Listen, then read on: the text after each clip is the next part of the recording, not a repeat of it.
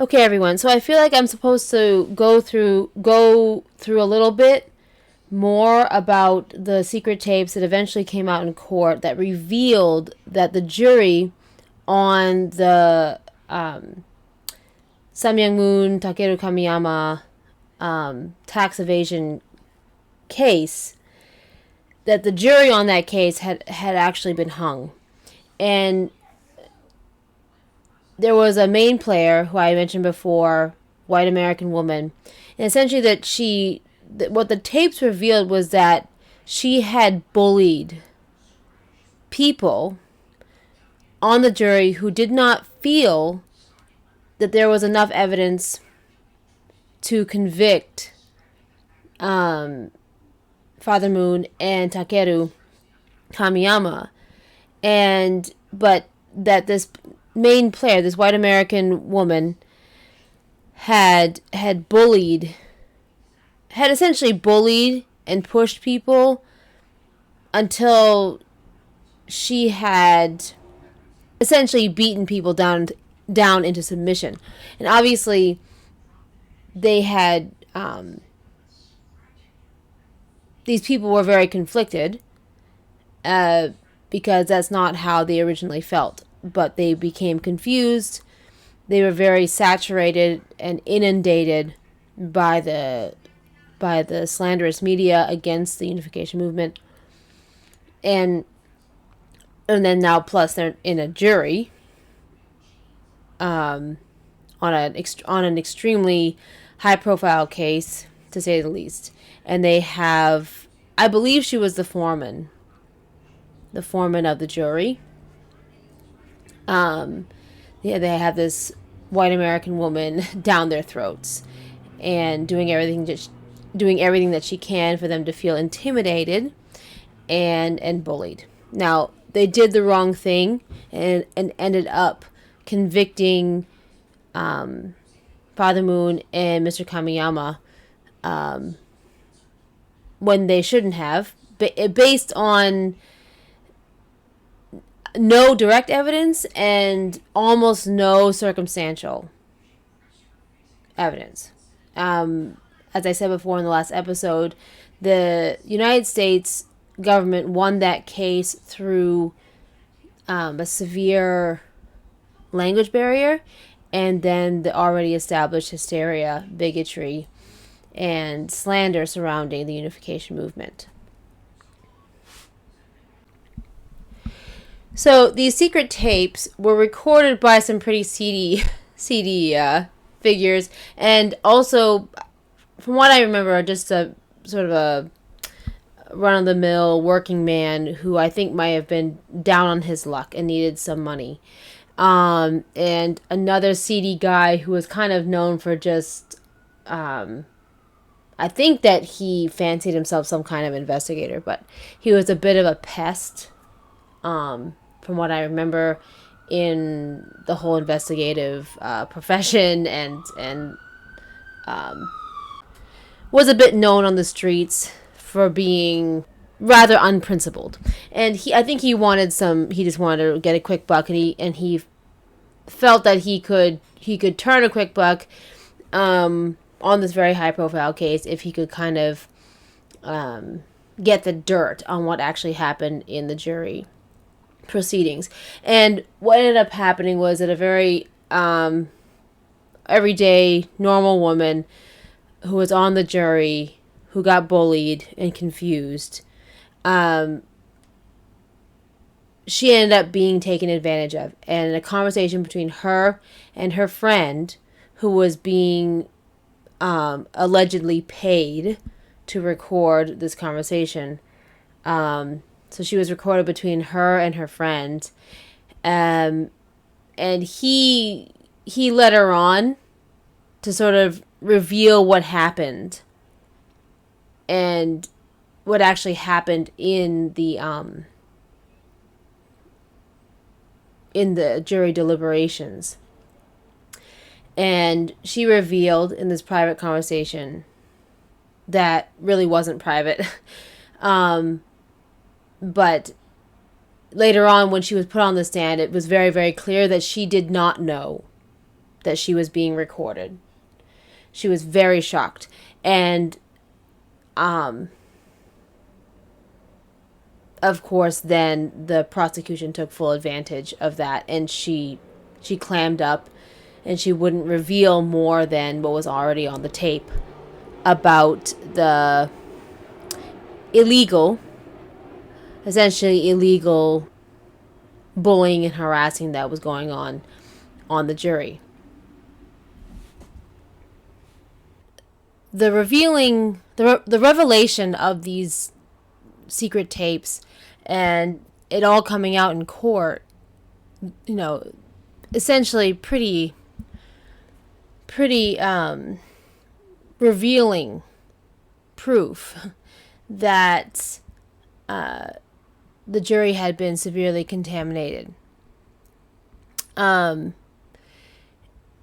to say the least, it put the entire case for the prosecution and the United States government in a very, very compromised situation from their end, from their perspective. When the woman was asked, the forelady, or the foreman for the jury, who had been the one revealed in the tape that had been at the center of the contamination and the bullying, when she was put on the stand, she essentially pleaded the fifth. And that was, when you read the court proceedings regarding these tapes, that is the angle that the prosecution was going to have to go with. They didn't have a choice. They were about to lose their entire case. And so what they had to do was use an intimidation tactic that created a bit of an illusion for the main players of the obtaining of the secret tapes, and the players that had been sort of duped into the recording of the secret tapes.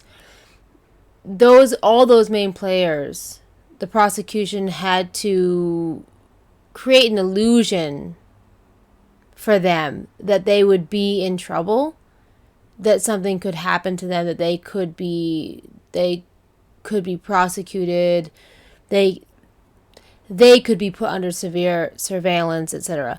From what I remember, when it came to New York state law, etc., in terms of the actual recording and money exchange and all that, from what I remember, the laws were a bit lax when it came to the actual recording and creation of the tapes. What those people actually did couldn't necessarily be prosecuted as a criminal act. Now, if certain players decided to sue somebody in civil court, that's different. But the prosecution made these main players feel as though that there was severe criminality at stake, and that they could be put under heavy surveillance for what they did, and they could be prosecuted by the government court. And of course, ignorant everyday people wouldn't want that. Also, some of the people who had been the main players and conceived of recording the tapes, I think that they had some questionable backgrounds or whatever. So obviously they wouldn't want that to come out in the open either. So, or be bothered by that either. So anyway, what ended up happening was that the government prosecution, the one card they had to play was intimidation of the witnesses, which is actually illegal in itself. But at this point in the whole judicial proceeding,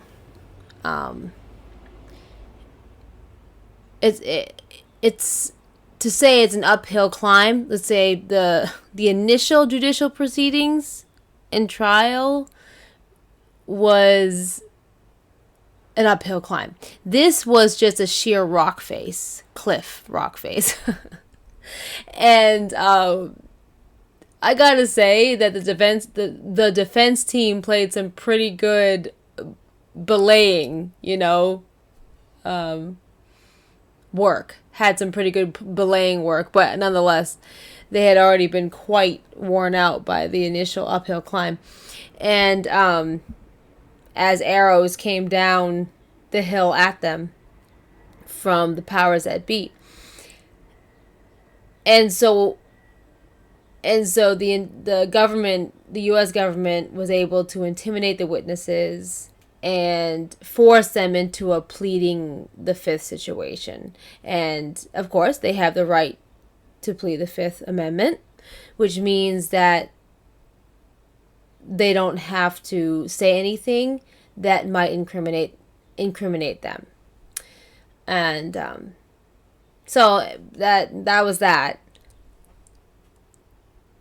At least when it came to the tapes and the proof that they held of jury contamination. And therefore revealing how illegitimate and unjust and even illegal the entire case had been. So this will help me segue into my next episode, which will be about going into more detail regarding the severe language barrier that the prosecution ultimately took advantage of and was able to continue on with the Moon Kamiyama case beyond the initial grand jury proceedings.